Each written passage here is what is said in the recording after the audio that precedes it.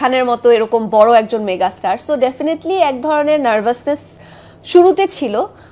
মনে হচ্ছিল যে আচ্ছা সিনেমার অনেক কিছুই তো অন্যরকম। সিনেমার ক্ষেত্রে আমাদের মানে আমি যেহেতু অনেক বছর ধরে রেগুলারলি নাটকে কাজ করেছি, সো আমি নাটকের কাজের প্রসেসটা বা কিভাবে কাজ হয় এটা জানি, কিন্তু সিনেমাটা একদমই নতুন আমার জন্য। সো নার্ভাসনেস ছিল, এবং সেই সাথে প্রথম দিনেই প্রথম সিনেই হচ্ছে আমার মেগাস্টার শাকিব খানের সাথেই মানে সিকোয়েন্স।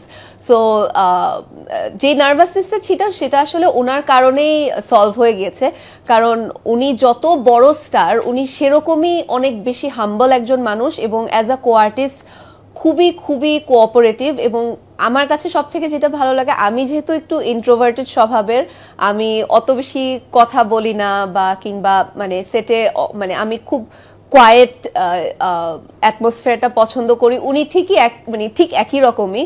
উনি একদম মানে কোনো ধরনের কোনো মানে ঝামেলার মধ্যে নেই, একদম নিজের মতো থাকেন, সবসময় সিন কি হবে এটা নিয়ে চিন্তা করেন এবং কিভাবে সিকোয়েন্সটাকে আরো বেটার করা যায়, এবং এটাই ওনার মাথায় বোধহয় সবসময় চলতে থাকে। কারণ যখনই আমি দেখি যে সিকোয়েন্সে হয়তো ক্যামেরা চেঞ্জ হচ্ছে, তখনই উনি নতুন একটা কোনো ইনপুট দেয় যেটা সিনটা অনেক সুন্দর হয়।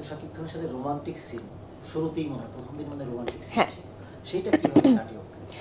আমার কাছে আসলে যখন মানে যতক্ষণ না পর্যন্ত অ্যাকশন বলছিল ততক্ষণ তো নার্ভাসনেস ছিল যে ও মাই গড মেগাস্টার শাকিব খান, এবং উনি মানে অনেক সুদর্শন, এবং উনার একটা অরা আছে, উনি যখন সেটে আসেন আসলে সবকিছু একটু চেঞ্জ হয়ে যায়।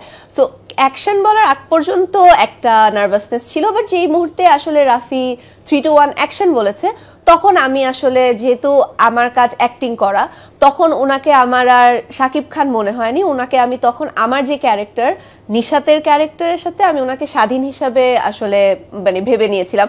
আবার যখন কাট বলেছে তখন আমার মনে হচ্ছে ও আচ্ছা এটা তো আমাদের মেগাস্টার শাকিব খান। সো এভাবে করে আর কি চেষ্টা করেছি আমি আমার 100% দিয়ে কাজ করতে।